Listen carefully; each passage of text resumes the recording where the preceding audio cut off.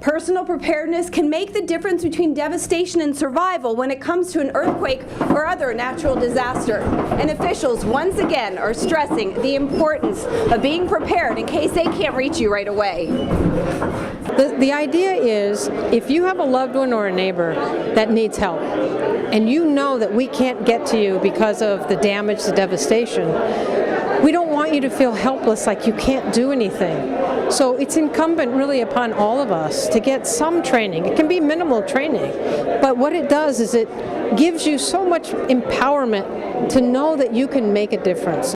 Los Angeles City Fire Department Captain Stacy Gerlich, the keynote speaker at the Cert Community Preparedness Conference, emphasizes it's critical to have a sufficient stock of food, water, and supplies, but that's not enough. I challenge people.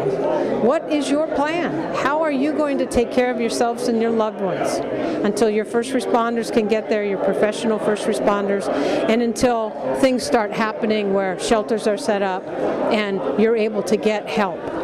Throughout most of the nation, CERT is commonly referred to as Community Emergency Response Team, where first responders are primarily volunteer-based.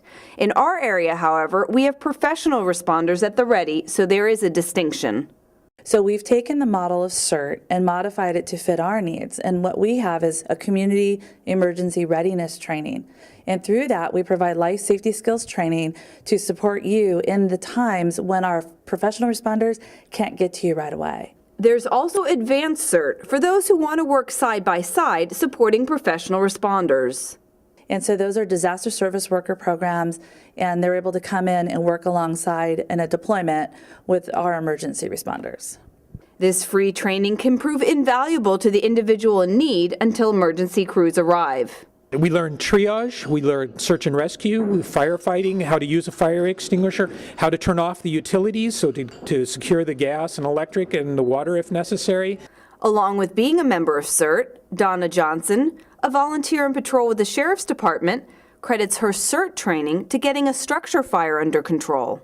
That I used the whole fire extinguisher. The fire department did arrive and then had to use the water to put it out. But yeah, if I had not known how to use a fire extinguisher or been taught through our CERT program, I wouldn't have known to pull the pin or knew how to, sweep and come up onto the fire instead of coming right on top of it and try to put it out.